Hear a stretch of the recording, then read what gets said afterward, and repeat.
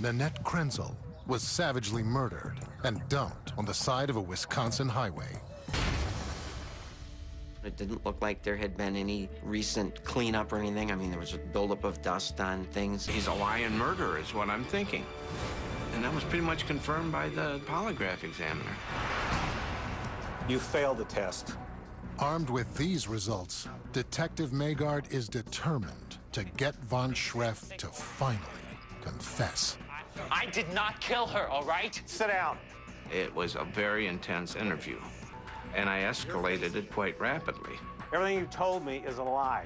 I didn't do anything, all right? Do you understand? Hey. No matter how hard the detective pushes, Jeremy sticks to his original story and insists he's an innocent man. I was a pretty good interviewer, and I thought I'd lost it. I mean, here I had, what did I do wrong? I had the polygraph telling me he did it, he was involved. I couldn't crack him. Here's a rotten, lousy murderer that brutalized his girlfriend. He had to let him go. Coming up, investigators let a gruesome secret out of the bag. He began pounding on the table, screaming, cursing, "Please help her." Leads detectives on a hunt for one of their most twisted killers yet. She had a couple stab wounds on her inner thighs. The body is still warm, suggesting it was recently dumped. He really displayed little or no emotion. Could the lack of emotion mean that he's a suspect? In spite of his response to her death, the accordion player insists he loved Nanette. Jeremy told us that he planned on marrying her. Friends and family tell investigators that serious trouble was brewing in their relationship. Jeremy was rude, snippy. He was cold. Was von Schreff harboring a secret motive for murder? Why was he just so concerned about the money?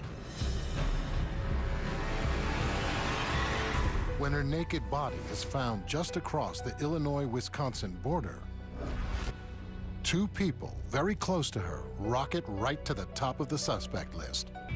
And yet, when Josh originally went with his brother to help identify Nanette from autopsy photos, investigators couldn't help but notice his unusual reaction. That's a sadistic person that did that. I would put a picture down, he'd jump up and curse, or he'd take the picture and brush it off the table, or just push it back to me.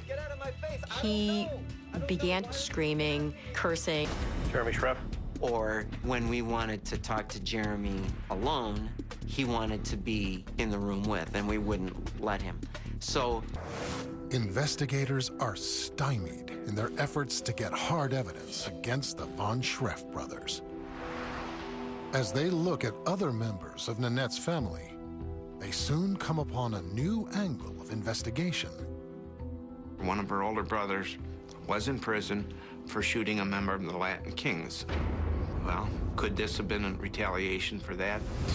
Coming up, just as the case is about to turn cold, a phone call changes everything. When police go to talk to the old man, they can't find him. It's as if he's vanished into thin air. Coming up, was von Schreff harboring a secret motive for murder? why was he just so concerned about the money?